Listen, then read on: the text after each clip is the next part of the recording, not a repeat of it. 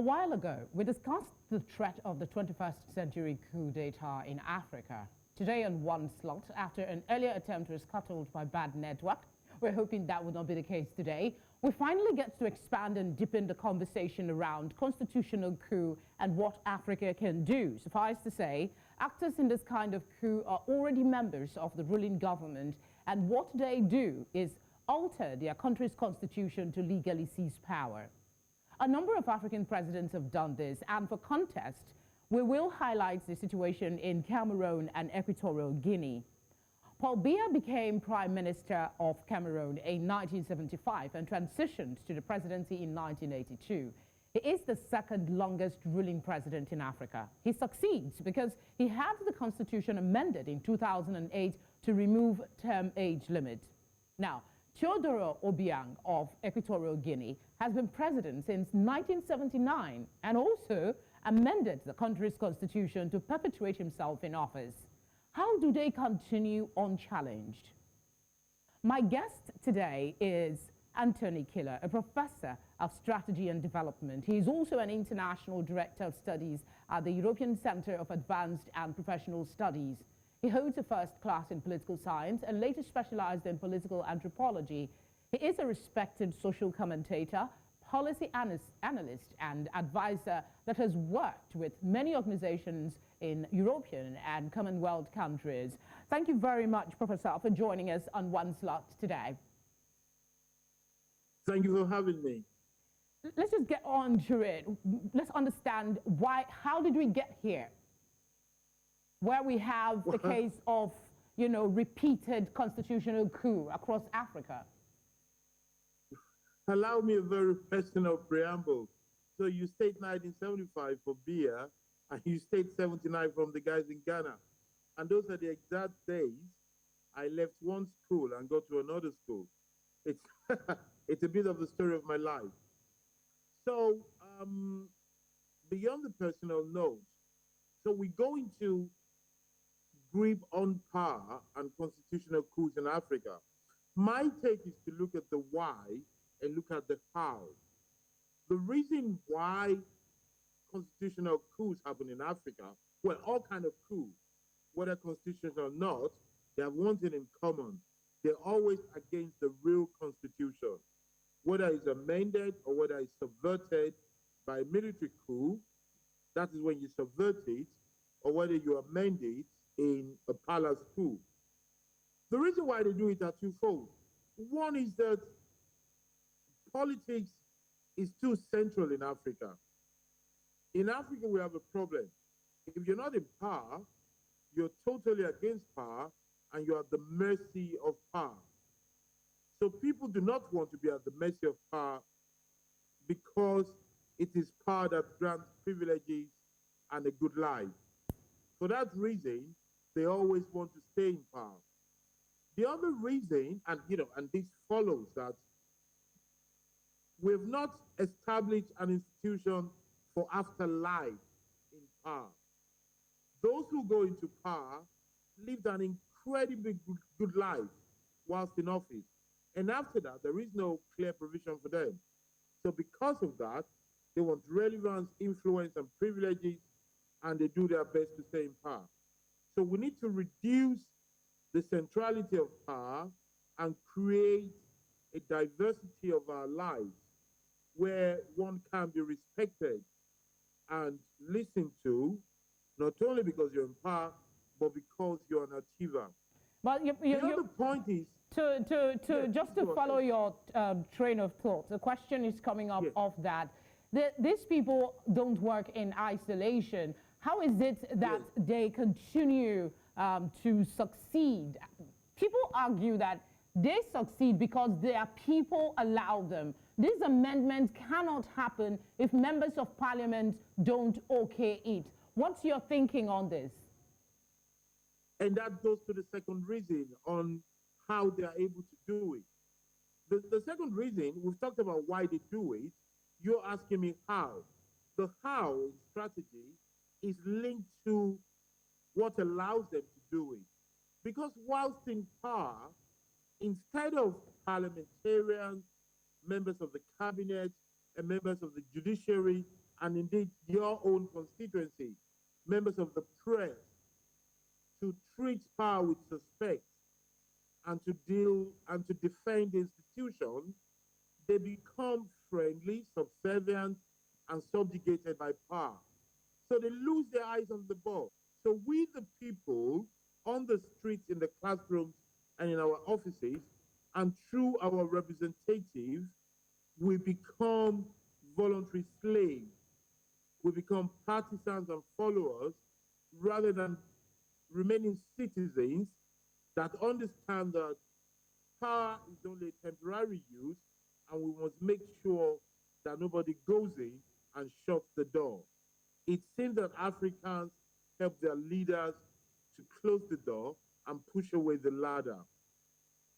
Okay, let's look at it from another perspective, and that is the fact that the case of Guinea, for instance, the president had been in power for over 11 years before there was a coup. This time there was a proper military coup, not a constitutional one at the time, and that's earlier this year, September 5.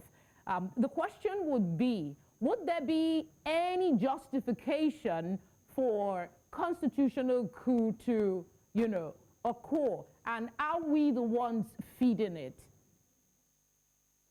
Well, yes, you see, the point is this. The government was fragile in that country. What we keep dealing with are weak institutions. In the United States of America, Donald Trump would have done a coup if he had his way. The intentions were clear, the attempts were obvious, but because the institutions are so strong that no judge will be used, that most parliamentarians will refuse to be part of such conspiracy against the system, that is why it failed. You see, our problem here is that those that are charged, paid, and have the duty to defend the institutions become subjugated by power. I must say, of all things you can accuse Nigeria of, where the democracy is not perfect, but we have a history in Nigeria of foiling the attempt of perpetuation of power with a third-time agenda. That was a moment in which the civil society, legislators, and all those who mattered stood up, at least a lot of them, stood up against a constitutional coup. In other countries, this happened because those who were charged to stand up for the Constitution do not do so. That is what we need to look at. We need to look at citizenry, and then when you look at political offices, political office holders, and their sense of duty. That is what is missing. Time is always an issue. We will try to get to that and see what your suggestion is for, strengthening election. Election in itself will not be enough to entrench real constitution, as you've alluded as well. Let's see if we can ask the question around legality and legitimacy and the role of regional and international bodies. We know for a fact that regional bodies like AU come down hard when people, countries, or leaders perpetrate coup d'etat in their countries. However, when it comes to constitutional coup, we don't see the same reaction. Does it have to do with the definition that we've given to what constitutes a coup, considering that some would say the constitutional coup is not as violent as the military coup, so it sort of hampers the reaction of regional body. What do you make of that? Well, if you look at it, when you go to regional bodies, you're going to the terrain of international law. In international law, it's only violence that warrants the intervention of international law. Because of the respect of sovereignty, if you can disguise evil under the guise of constitutional amendments, then in a way you're rather covered. It is only when you go beyond parliamentary, democratic, and perhaps legal dialectics to get violent, that is when people can come in to attack your sovereignty. As long as you're doing it in parliament and you're setting up laws, whether they are debated laws or decrees, it is difficult to challenge you. And that is the reason why students of history and those who are holding off will remember that that is why it was difficult to deal with South Africa's apartheid. Because as long as South Africa's apartheid, discriminatory laws in the United States, and the oppressive laws in the UK against the Irish, Northern Ireland, as long as you deal within the perimeter of the laws of the land, international laws cannot easily intervene. If they are going to do what you're talking about, it's going to be a new boundary in international law to say that regardless of the process, universal rights and universal agreement should not be breached. We're not there yet. Maybe if they listen to you, we can get there. As it stands at the moment, that is not the norm for international law.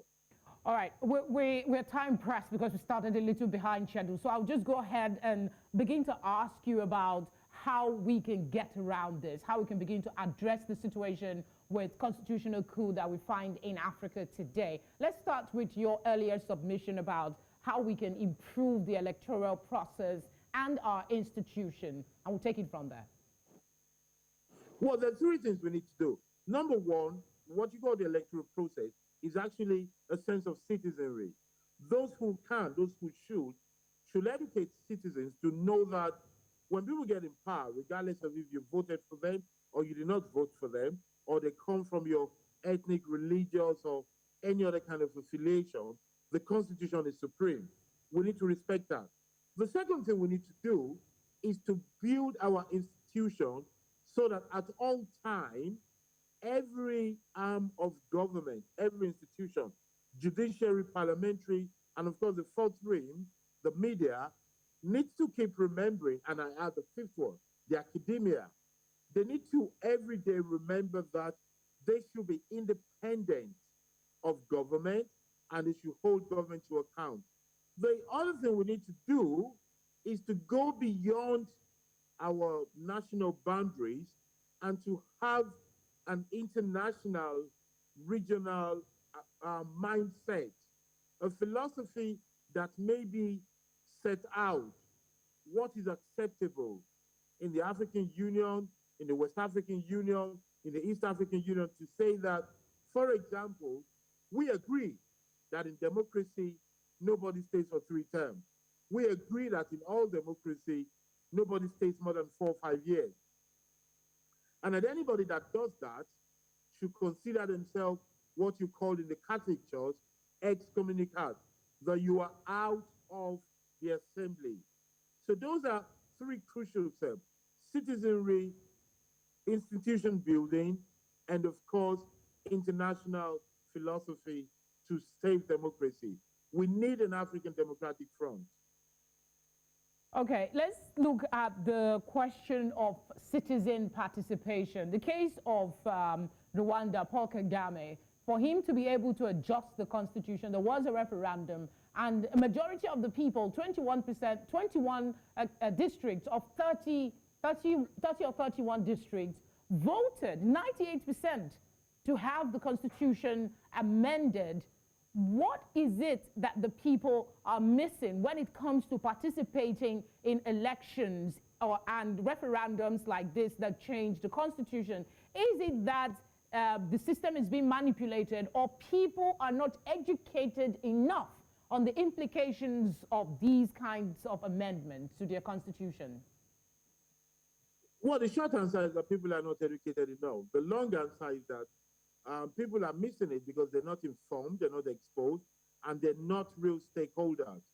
The government in Africa is seen as alien.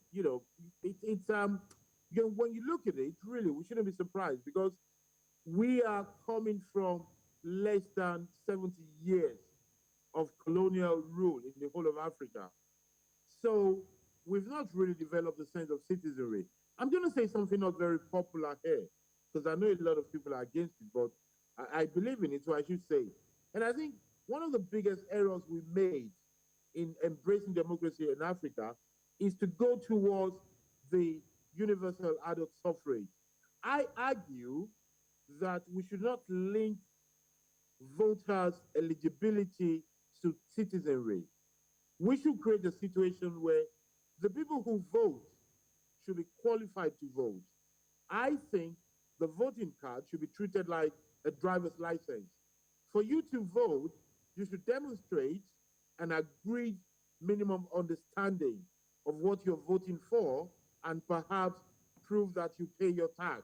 But how would you go about achieving that, really? Is that possible, considering the level of education in Africa and the understanding that people, that means it will be like a very minute number of people voting to get leaders in power? Well, two questions you asked there. How do we do it, and what is the consequence? How do we do it? We do it anything social. It's not a mountain. You know, it's not fake. You just agree it, and you set process in place. You get people to fill a form, answer some questions, and if they get it right, they get a voting card, and maybe pay some tax, so that everybody who votes will be a stakeholder. You say, given the level of education, it will be a minimal amount of population. But yes, it is a minimal amount of population anyway. And, you know, people just talk about voters' apathy. It is not true that everybody needs to be voting. The people who are voting should be treated like delegates who have taken the time to be interested and real stakeholders. Nigeria has a population, they say, of close to 2 million. It is only less than 20 million that vote. So, you know, there's no big deal. We just imagine that everybody needs to vote, but that is a wrong concept. It is only those who are capable that should be voting. And that is my unpopular stance of the day. All right, and your final thoughts on this, where time is gone completely now. So maybe in 40 seconds, if you can, constitutional coup, how can we deal? I think across Africa, we need to form what I call the ANC, an association of non-contenders. We need to get brilliant and committed citizens of Africa together to sit, and for people, I call them non-contenders because they should be people who are not interested in politics and power, but are interested in institutions and states, to get together to shape a way forward for Africa. And perhaps media houses like yours, who are going beyond the topical news of the day, could be helpful in creating a platform of thinkers, practitioners, and stakeholders to think a way forward for Africa that is not left to politicians. All right, Professor Anthony Kila, thank you very much for the gift of your time. Thank you for having me. Well, I want to say thank you for watching. In the future, we will attempt to look more intensely at the legality versus legitimacy issues, because that is also very crucial, bordering on regional and international responses to constitutional coup. Until then, I urge you to stay safe and protect yourself from COVID-19. Thank you very much once again. I'll see you next time.